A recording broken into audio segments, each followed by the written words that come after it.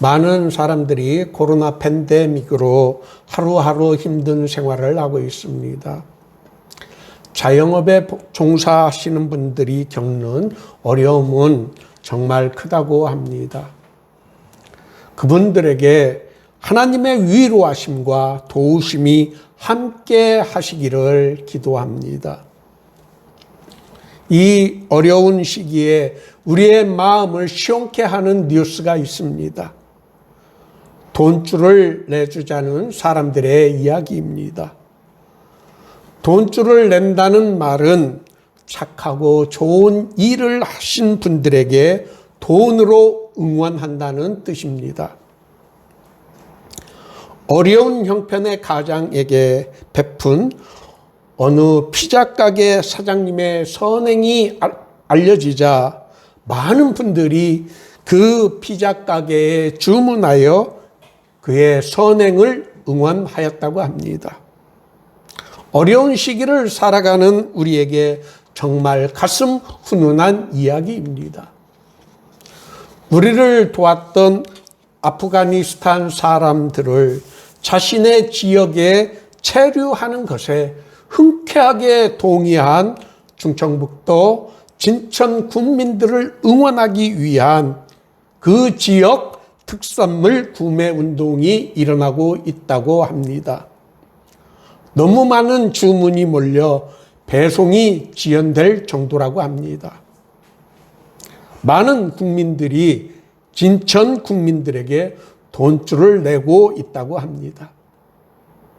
우리 사회에 아직도 여전히 희망이 있다는 증표입니다. 우리 주변에는 이렇게 착한 사마리아인들이 많다는 것을 보여주는 사례이라고 봅니다. 오늘 본문의 말씀은 유일하게 오직 누가복음에만 나오는 예수님의 비유입니다. 교회에 다니지 않는 사람들도 알 정도로 유명한 비유입니다.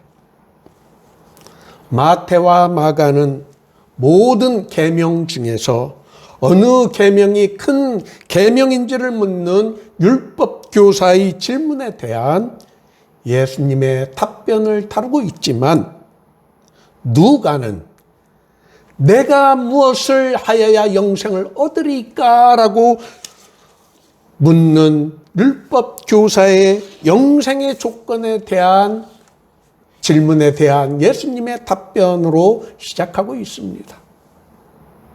마태와 마가는 신명기 6장 4절과 5절 그리고 레위기 19장 18절을 묶어 예수님께서 직접 답변하신 것으로 기록하고 있습니다.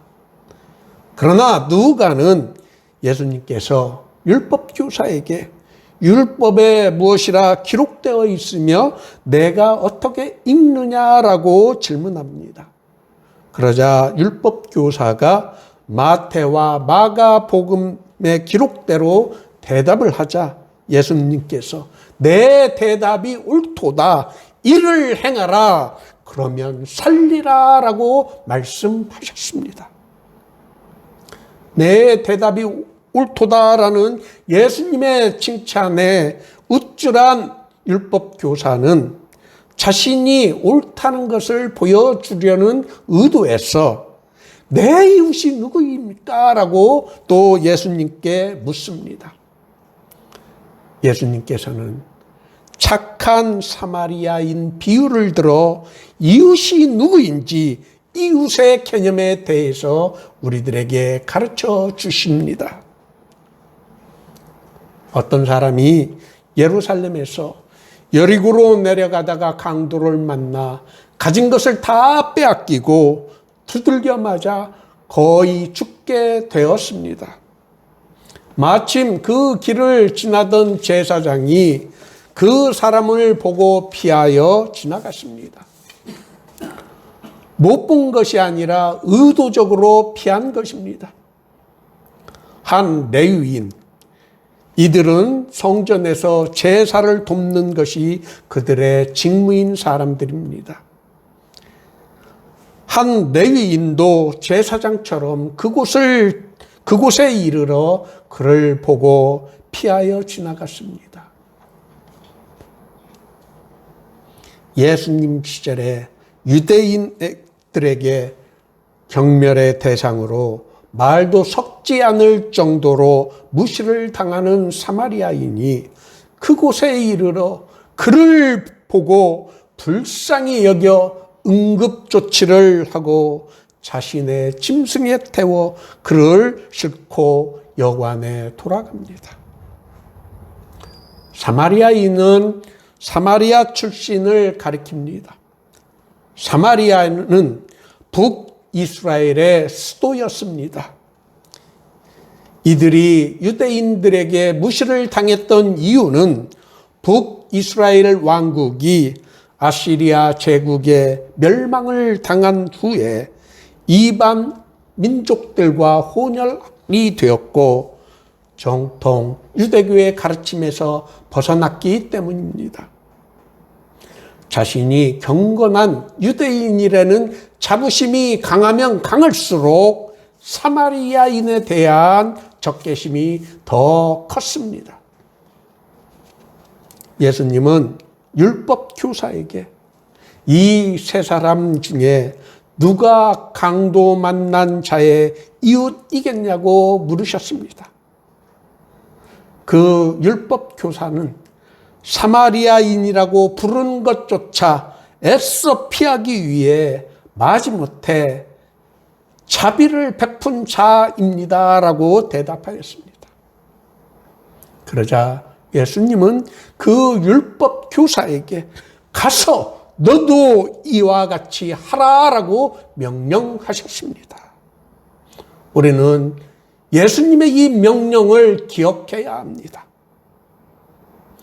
누가복음은 영생을 얻기 위한 조건으로 제시된 이웃을 내 자신과 같이 사랑하여야 하는 대상이 바로 우리 주변에 공경에 처한 사람이라는 것을 가르쳐 줍니다. 이웃의 개념은 단순히 같은 민족이거나 가까이 사는 사람이 아닌 공경에 처한 사람에게 실질적인 도움을 베푼 사람이라는 것을 예수님께서는 비유로 말씀하여 가르쳐 주셨습니다. 내 이웃을 내 자신과 같이 사랑하라 하는 말씀은 이론과 신학이 아닌 우리의 도움을 당장 필요로 하는 사람에게 실질적인 도움을 주는 행위입니다. 이웃이란 도움을 주는 사람의 입장에서 결정되는 것이 아니라 도움을 받아야 하는 사람의 기준에서 결정된다는 점을 우리 예수님께서는 비유로 말씀하여 가르쳐 주셨습니다. 고난을 당하는 사람의 입장에서 그의 처지가 되어 어떤 도움을 그에게 주어야 하는지를 우리는 생각하여야 합니다. 그런 도움을 주는 것이 내 이웃을 내 자신처럼 사랑하라 하는 계명을 지키는 것입니다. 누가 우리의 이웃인지를 가르쳐 주신 예수님의 비유는 코로나 팬데믹 시기를 지나는 우리들이 다시 되새겨야 하는 중요한 가르침입니다. 우리는 때로는 도움을 필요로 하는 사람을 직접적으로 돕지 못하는 경우가 있습니다. 그러나 어려운 사람을 도와준 사람들에게 돈줄을 내는 행위가 비유 속의 선한 사마리아인의 도움인 것입니다. 우리의 도움을 필요로 하는 사람에게 우리는 그들의 이웃, 선한 사마리아인이 되어야 합니다.